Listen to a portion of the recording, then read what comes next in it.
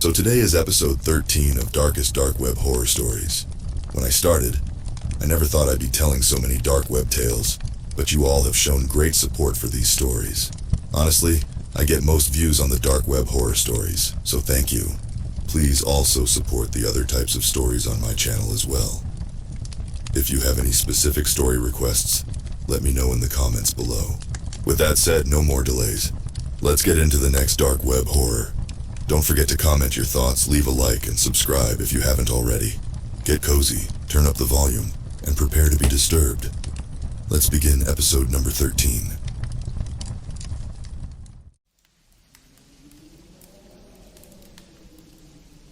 It was a chilly evening a few weeks ago when my friend Jason and I found ourselves indulging in the dark corners of the internet for our particular amusement. We would quite often peruse the dark web, trying to find the strangest things we could in that lawless place. We'd been doing it for years, since we first got access to the dark web back in high school, when Jason found out about the Tor. We'd seen everything, from drug sites to snuff sites. But on this particular evening, a peculiar link caught our attention. It was titled Doolittle's Bazaar. Intrigued, we clicked the link. A digital menagerie showcasing exotic animals of all kinds opened up in front of us. It was obviously run by poachers and boasted a large amount of endangered and rare species. Mesmerized by the bizarre collection, we scrolled through the listings, intrigued by the curiosities on display. It had everything from mundane tropical fish to incredibly rare big cats. We were amazed. Amidst the virtual oddities, a seemingly innocuous pop-up materialized, advertising a dog, claiming that it was unlike any other. This dog is made just for you. It's astonishingly intelligent, capable of comprehending and executing any command. The perfect companion, it read. Its price tag was unusually low for what was being offered. Almost too good to be true. Being the animal lover out of the two of us, Jason decided to take the plunge, succumbing to the allure of owning a unique and brilliant canine companion, as well as the possibility of rescuing the creature from the hands of the poachers. They're probably mistreating the poor thing anyway. You know what poachers can be like. I've seen videos online. Besides, no one else in the world will have one like it, he said, as though trying to justify his purchase. I warned him that it was probably a scam, but he was determined, as though he'd already made up his mind but was now coming up with the justification. He always got like this whenever it came to animals, always leading with his heart. I know it's risky, I'm not stupid. But what if it's legitimate?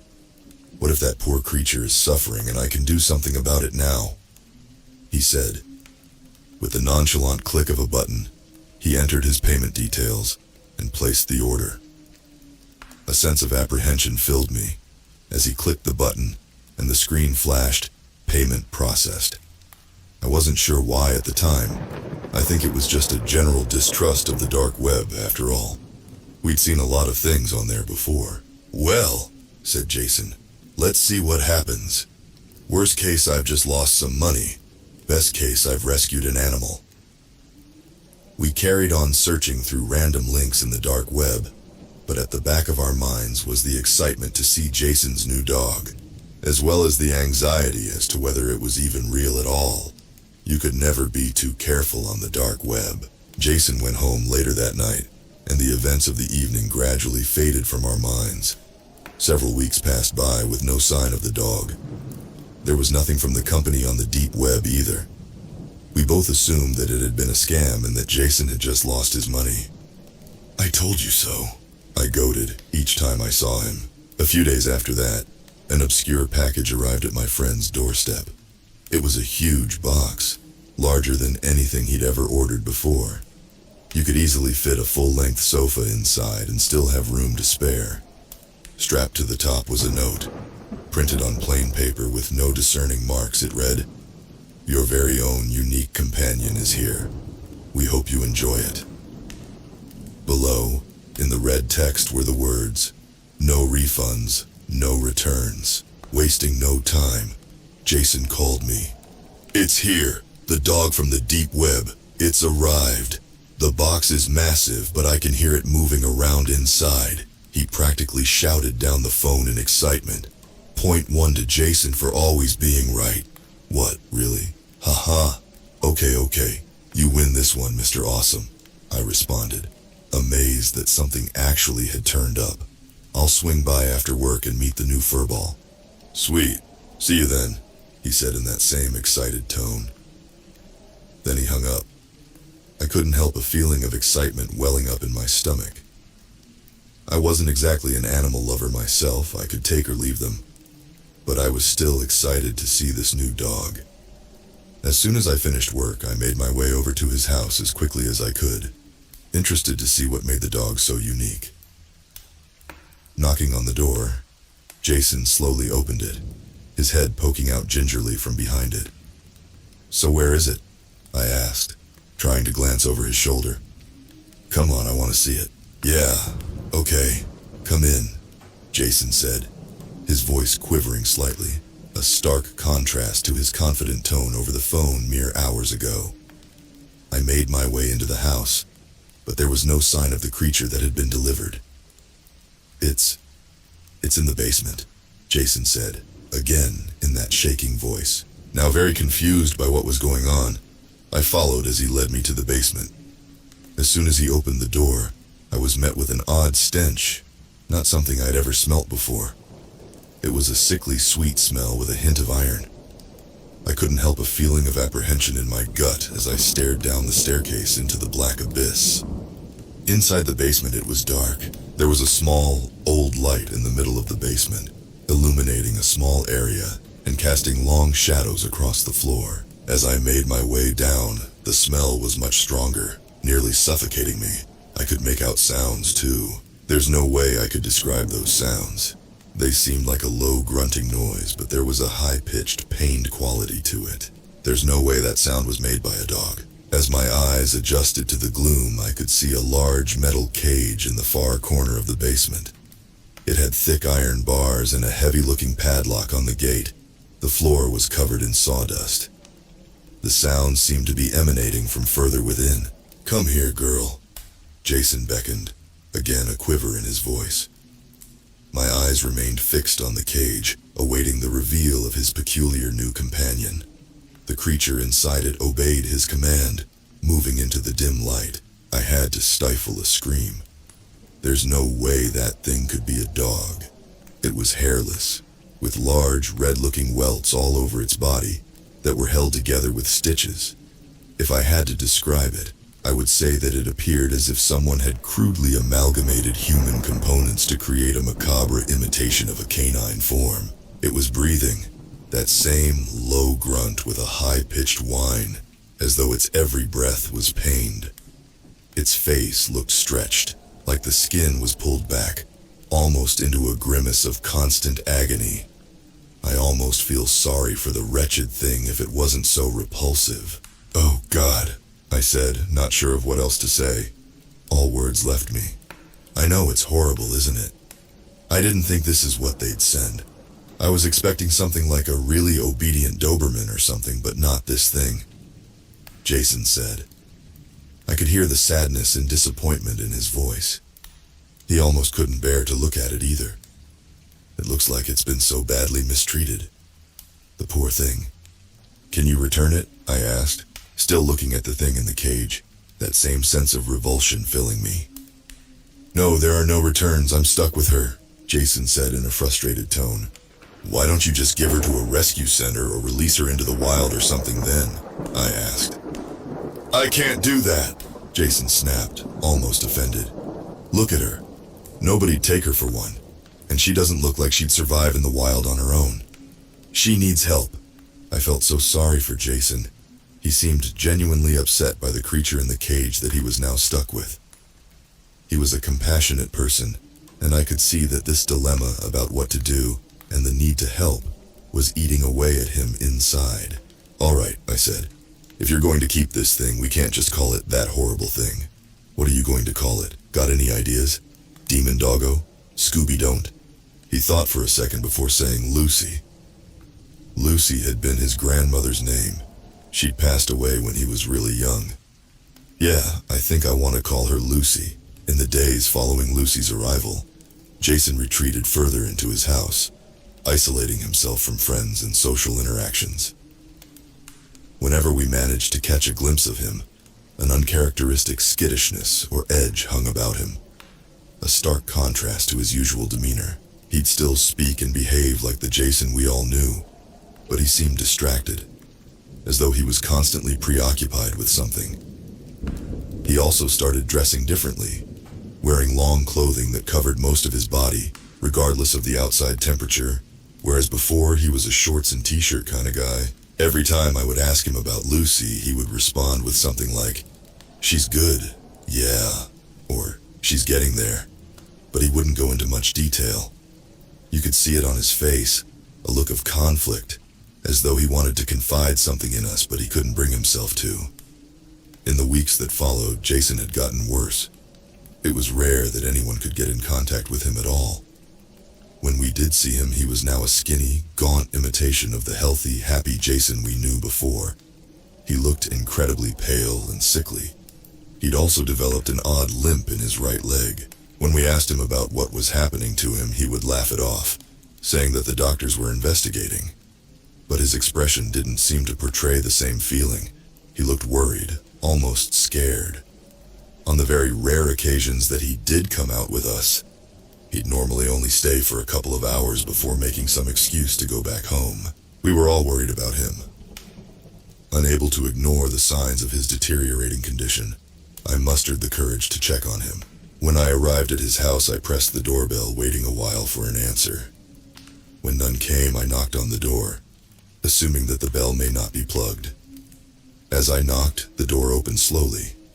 It was unlocked. This was strange. Jason didn't normally leave his door unlocked. With a sense of unease now stirring in my stomach, I made my way into the house, shouting Jason's name in the hopes that he would hear me. His house exuded an eerie silence, and a deeper sense of foreboding enveloped me as I made my way further into the house. It was empty. There was no sign of anyone there at all. It hadn't been cleaned in what looked like ages either. The sink was overflowing with washing up, and the bins were at the point of spilling over. I shouted for Jason again. Still no answer. I was beginning to get really worried about him now. Growing increasingly concerned, I combed through the house, my anxiety escalating. Amidst my search, a thick booklet perched atop a cabinet caught my eye. Its appearance suggested recent handling, urging me to inspect it. Picking it up, I turned it over and read the cover. It looked like a manual with a picture of a creature that looked like Lucy on the front. "So you own a Sanguisuga canis," was sprawled in a large font at the top. Perplexed, I flicked through its pages. Sanguisuga canis was the Latin for bloodhound. The creature my friend had purchased on the dark web was a very rare and old subspecies of canine that subsisted entirely on blood. They were so exceedingly rare because of their metabolism.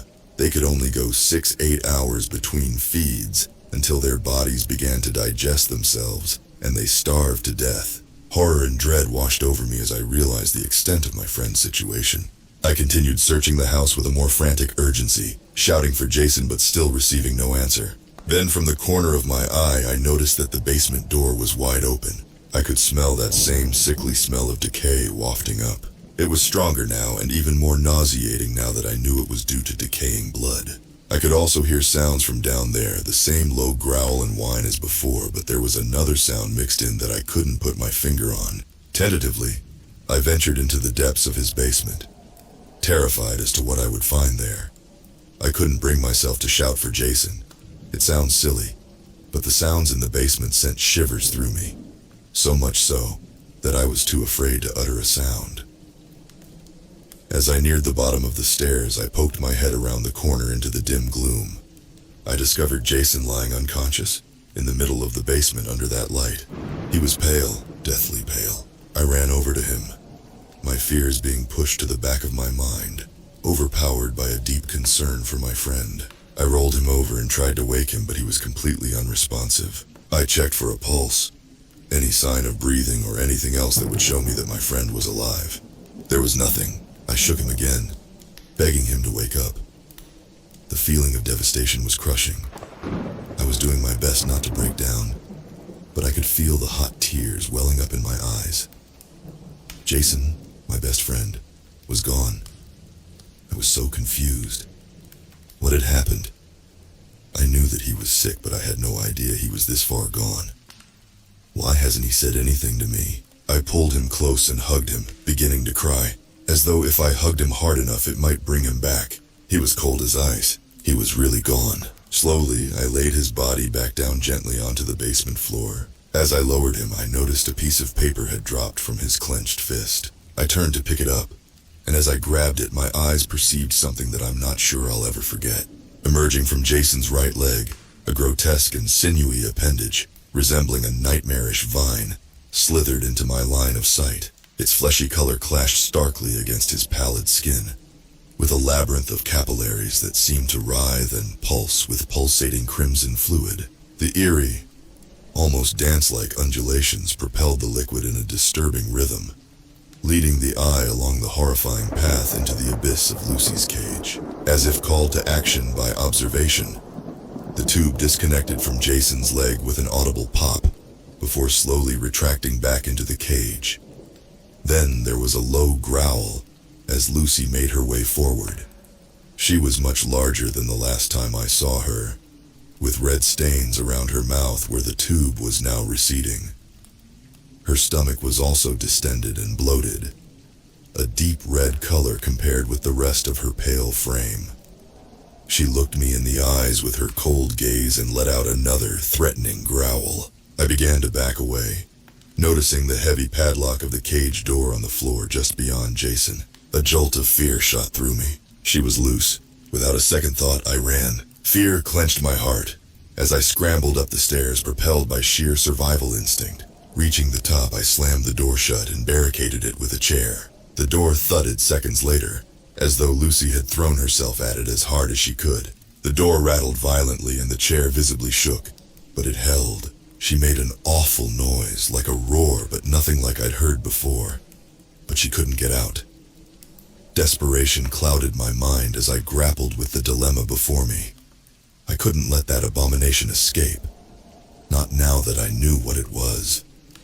But nor could I bear to confront the monstrosity that killed my best friend. I felt an overwhelming sense of entrapment and exhaustion, as if the weight of the entire ordeal was crashing down on me. With the main danger now sealed behind the door, the reality of the situation settled in, threatening to drown me in a tidal wave of emotions. The grief I'd felt in the basement when I saw Jason's body, my fear as I realized Lucy was loose, and now the dilemma of what to do with her. I made my way over to Jason's couch, needing to sit and try to process this, trying to figure out what I needed to do next. As I sat down, I remembered the piece of paper that had fallen from Jason's hand as I lowered him to the floor. The paper I was picking up just as I noticed that horrific proboscis. In the ensuing chaos, I'd stuffed it into my pocket, not wanting to lose the last remnant of my friend. Taking it out of my pocket, I smoothed it out. It was a note addressed to me. It would make sense he'd know that I'd be the one to come looking for him. I began to read the rest of the note. Jason had written the note in his final moments, trying to explain why he'd been so distant and strange lately, and apologizing for how he'd been acting towards me and my friends. He explained that he'd not had any other way to feed Lucy, so he had been using his own blood every 8 hours to feed the creature. He knew it was draining him, gradually killing him, but he didn't want her to die. She was a living thing, and endangered, he'd said. She deserves to live. But he wasn't sure how much longer he could keep it up. He asked me to forgive him, going on to say that he'd valued our friendship above all else. I placed the note down, tears welling up in my eyes. I sat there for hours, finding myself grappling with the knowledge that the creature's thirst for blood had been what had taken my best friend from me, and if I didn't act, it would soon lead to its demise. But my best friend sacrificed his life to keep that thing alive, and if I let it die, then he'll have given his life for nothing. I've still not made a decision yet, but I can't hear anything from the basement anymore. I guess there's no harm giving her a bit of mine for the moment, just to keep her alive while I decide. Yeah, just this once.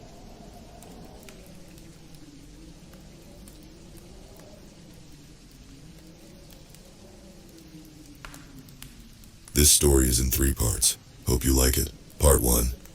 I was sitting in my office drinking coffee when I noticed my coworkers running to the break room. Fearing something 9/11, I joined them to see that there was an active shooter at Norfolk Middle School. I dropped my coffee on the floor as someone turned to me and said, "Doesn't your son David?"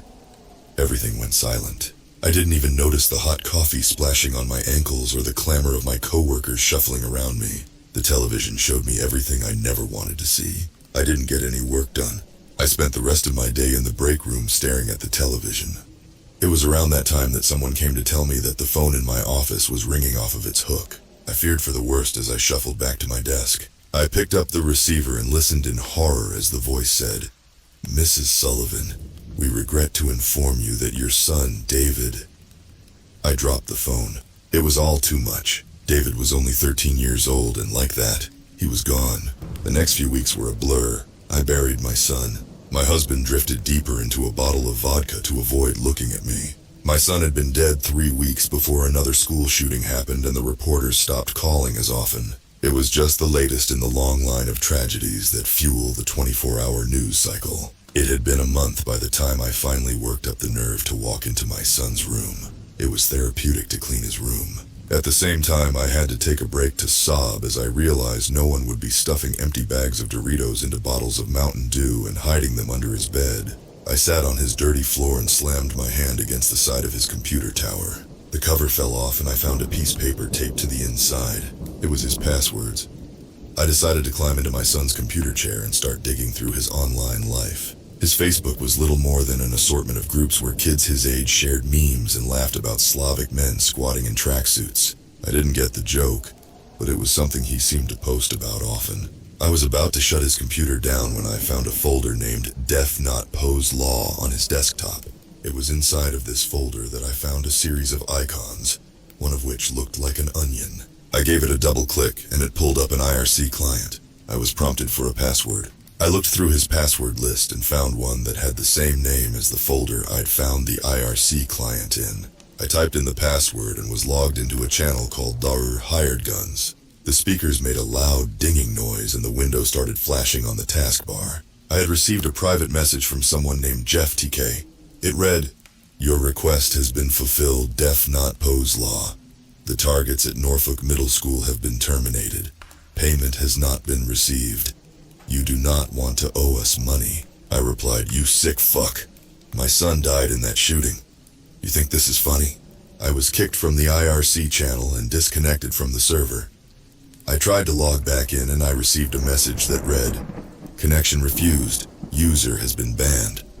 I spent the rest of the night reading through every chat log and text file on my son's computer. I read about how a group of kids at his school had been teasing him. I read about how he had been spending all of his free time on something called the deep web.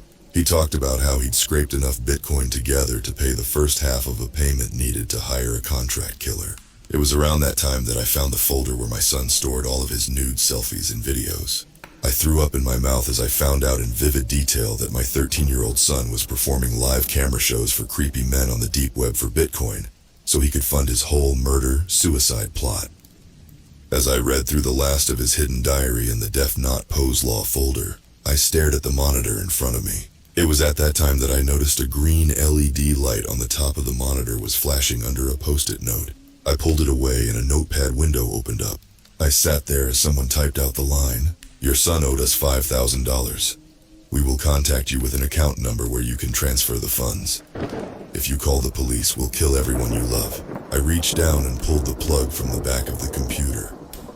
It was too much to take in. My David had lived a very secretive life online. Knowing what I knew, I had no idea how to proceed. I had never considered the possibility that my son was responsible for the shooting. What floored me, though, was knowing he had set it up so that he'd die in the shooting. That night I joined my husband as I poured myself a glass of vodka, stared into the distance. I had a lot to consider as I went forward. There was an encrypted drive on my son's computer and I had the password. I'd read that the next day. I'll post more of this when I can write without crying. The more I think about this, the more I realize that I completely failed as a parent. Part 2. I've been reading the comments and frankly I think some of your responses are sad. For one, my son was 13. Implying that I wouldn't know how to use a computer is hilarious. I'm 34.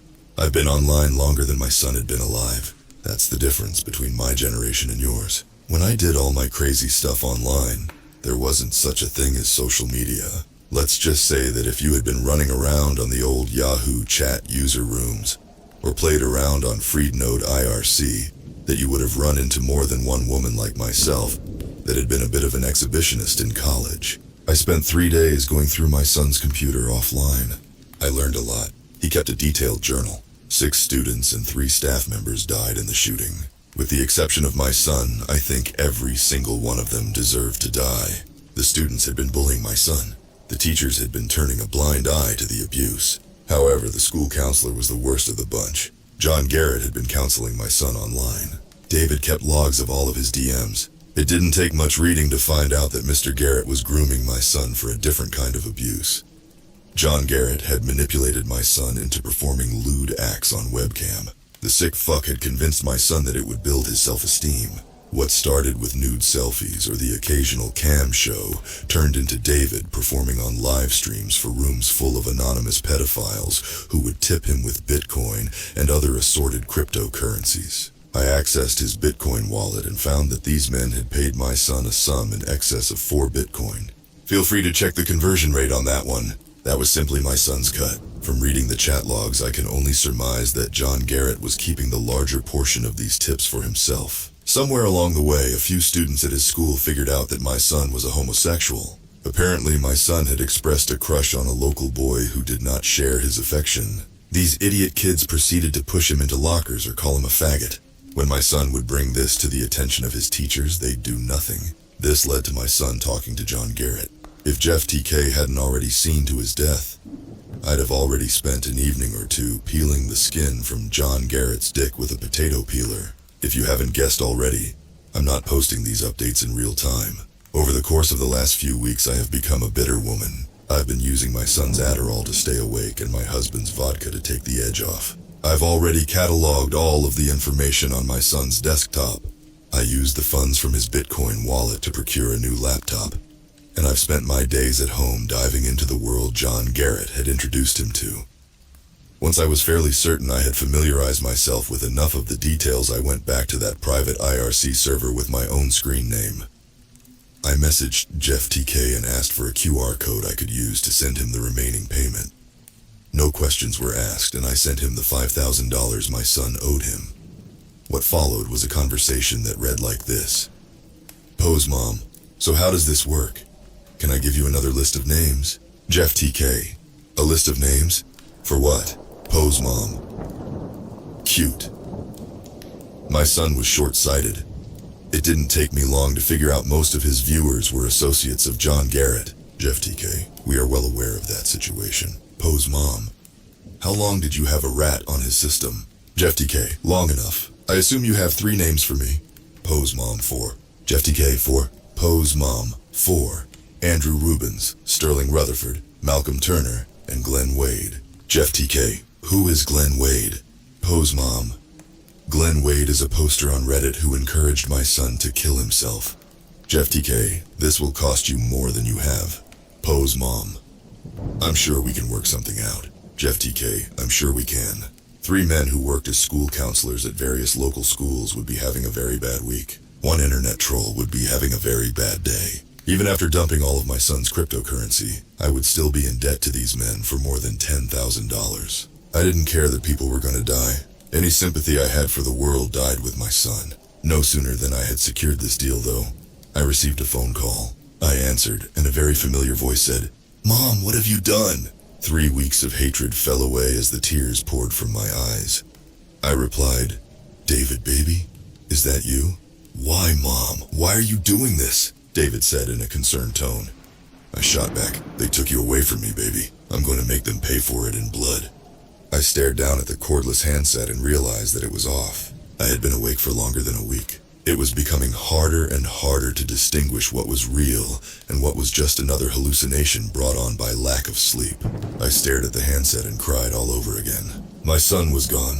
He had spent the last months of his life being violated and abused by those he was supposed to trust the most. Worst of all, instead of coming to me, he chose to die. No one was going to come out of this sitting pretty. I popped 3 more pills and chased it with a mixture of Sprite and vodka. It wasn't long before I received a DM that read, "You ready to earn the rest of that money?" Part 3. Happy endings are for children. We read about how the princess marries the prince and they live happily ever after. Ever after is a mortgage creeping toward default, and a husband that would rather spend the last of our savings getting drunk than deal with the fact that our son died violently. I spent weeks looking for answers, and any time I've tried to explain all of these details, the drunk bastard was nice enough to say, "That's nice, honey. Happily ever after my ass." I was 2 years into a degree in computer science when this strapping young lad literally carried me off to wedded bliss in a horse-drawn carriage. 6 months later, I gave birth to the most beautiful baby boy. We settled into a decent house because he had a decent job. By the time my son was in 1st grade, we even managed to move to the suburbs. No one cares. No one cares that my son is dead. If it isn't the pedophiles that drove him to kill himself, it's the shooting truthers who flood my voicemail telling me that I'm a crisis actor and that my son never existed. Each day the list gets a little longer. There are benefits to having a working relationship with a group of individuals that specialize in murder. Glenn Wade died screaming. I watched via live stream as he begged for death. Sterling Rutherford and Andrew Rubens got to bleed out after being force-fed their dicks. Malcolm Turner got a bullet in the back of the head.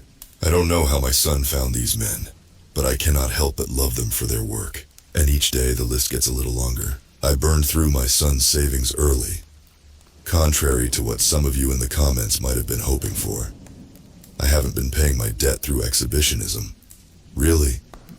You see a grieving mother pouring her heart out, and you want something to objectify so you can masturbate? Like I said, the list just keeps getting longer. That's the thing about the little community my son stumbled across. It isn't so much that I'm hiring someone to kill someone else. It's more of a bounty board. Men and women from all walks of life take jobs from the master list, and people die. It's almost like Craigslist, but for all manner of violent acts. Want someone to rape or torture your high school gym teacher? There's a subsection for that.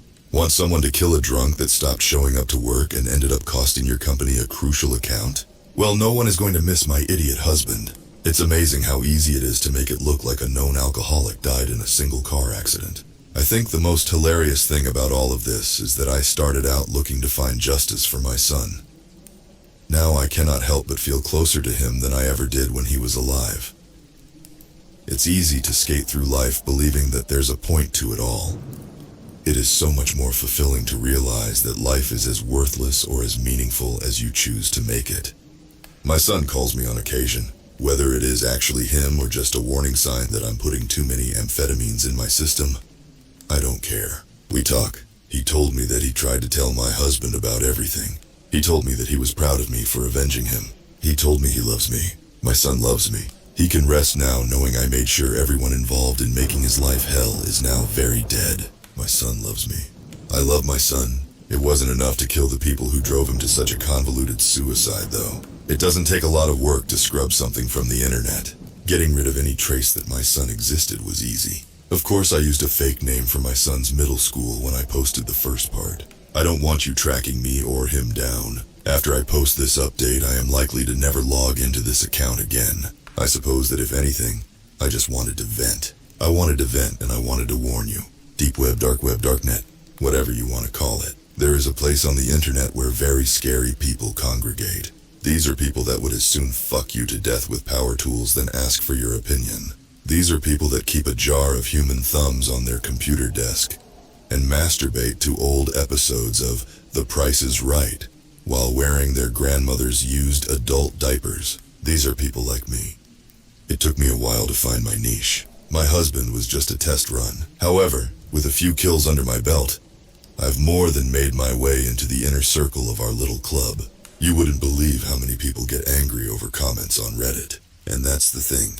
People recycle usernames. You link your Reddit to your Discord, and your Discord to your Steam. You make forum posts on various websites discussing your comings and goings. You check into a place on Facebook and leave your privacy settings at public. Anonymity is a myth. With the right tools and access to the right search utilities, anyone on the internet can be identified. So this is my last update. My son is dead. His killer is dead. Jeff ended up on someone's list. I'm sure eventually I'll end up on someone's list. Until then, my list keeps getting longer. If you are the kind of bully that hides behind a keyboard and terrorizes others with your bullshit opinion and your unwarranted sense of entitlement, well, you never know when someone might offer up a bounty on your head. If you see me on the street, just nod and I'll know. I'm 34, decent looking, and recently single. Heck, you might have already matched with me on Tinder. I've got a picture where I am vaping and twirling a fidget spinner. I've got a decent gamer score on Xbox Live. Shit, I've even got a video on Instagram where I am watching Rick and Morty with friends. And I've got 20 more profiles with 20 more personalities. I'm out there, and I'm just waiting to see your name on my list. Hell hath no fury like a mother scorned.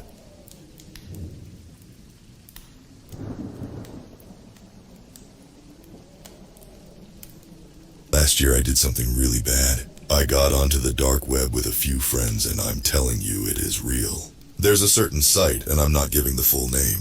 Let's just call it the Black Room. Me and my friends waited until their parents went to bed, and all three of us pulled up chairs to the computer. It was a live streaming site that read Live Preview, which translates to live preview in Serbian. There was a black screen, and people were typing into the chat box in another language. We just watched and waited for something to happen. A topless woman with long dark brown hair appeared in a chair. She was wearing blue jeans. Her hands were tied with what looked to be thin blue ropes and duct tape double wrapped. I guess it was to make sure she didn't get out. Her feet were cuffed together with what looked like metal leg cuffs. She had a blank look on her face.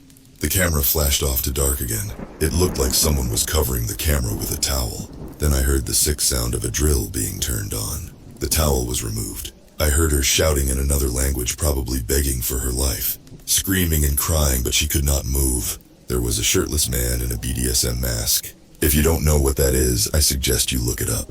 It was a black leather-looking mask with eye holes and a zipper where you could zip up your mouth. She began screaming and I wanted to turn away, but curiosity got the best of me. He put the fat metal tip of the drill straight into her damn eye. It made a sickening, squishing sound, and she was moaning and screaming as the drill went directly through her eyeball. Dark red blood began oozing out, and it looked like the poor woman was going into shock. She was shaking so bad. The camera had zoomed in. Her eye was still attached and had major blunt force trauma.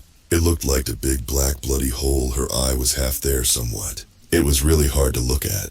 Then the camera lens went black again. We heard two loud pops that sounded like a gun. It was silent. No more sound, no more video. The viewing was obviously over. Oh my god, I told my friends, I just think we witnessed a murder. They shot her. They really fucking shot her. My friends and I agreed we would never watch anything like this again. I went home feeling disgusted with myself. I hoped and prayed it was not real. Sadly, it may have been. I promised myself no more. I would never watch anything like that again. That lasted till about the next weekend.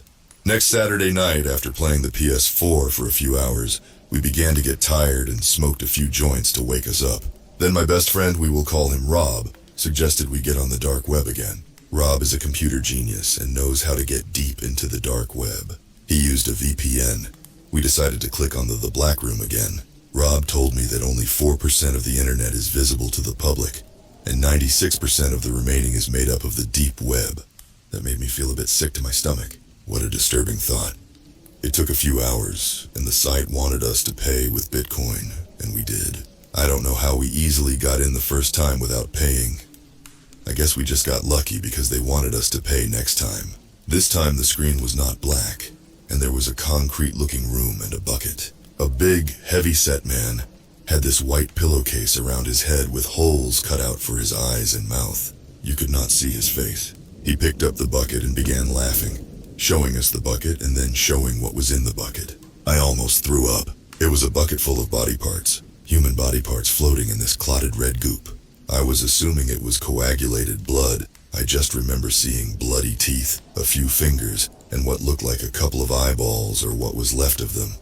This couldn't be real, I thought, but by the way the man was laughing, it was no joke. It had to be animal parts, I thought.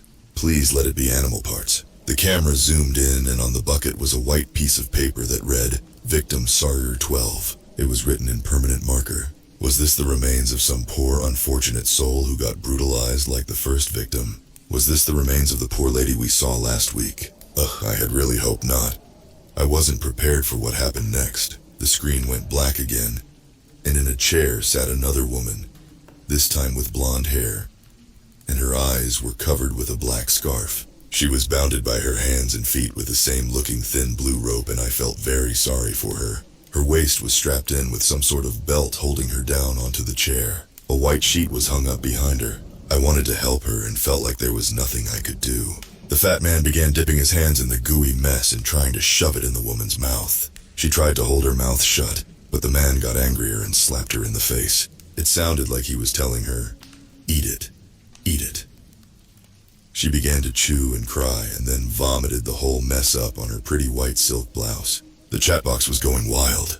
People were typing in different languages and the chat box was going wild. Then I heard it, the cranking of a chainsaw. There, standing beside the poor girl, appeared the same man from the first video. He was holding a chainsaw, shirtless, black mask and all. I got a sickening feeling in my stomach. This is not going to be good. I had seen what chainsaws do to people. Chainsaw accidents are horrible. I wanted to stop viewing right then and there, but my friends were eager to watch and I didn't want to seem like a wuss. She was screaming her guts out, flailing, trying to get out of the chair. Good thing we all had our headphones on because this was really loud. I watched in horror as he began to try and cut off her arm. The chainsaw went through a little, and then kicked back in a jerky upward motion, coming close to knocking her attacker out. He must have hit her arm bone, I thought. I think this really angered him. I could hear him screaming in another language, so I assumed he might have got nicked by the chainsaw. Suddenly he shoved the blade directly into her stomach area. He pushed in and began to cut vertically upwards. Her faint screams muffled by the chainsaw. Droplets of blood began spraying into the air onto the sheet. Little pieces of meat and tissue flew all over the room. She began convulsing, her eyes rolled to the back of her head, and she was gone. Just like that, the man slowly pulled the chainsaw out, and as he did, I could see what looked like her intestines hanging out. The screen went black. I ran to the bathroom to throw up. I think I threw up for 15 minutes. I almost passed out. My friends laughed at me, and I knew behind the laughter it disturbed them too. All I know now is there are some really sick people out in there in different parts of the world that will do anything on the web for money. These people have no heart or soul. They are inhumane and sick in the head. So stay off the dark web. There are just some things you can never forget that will disturb and your mind forever. You will not be able to undo what you have seen. Remember that.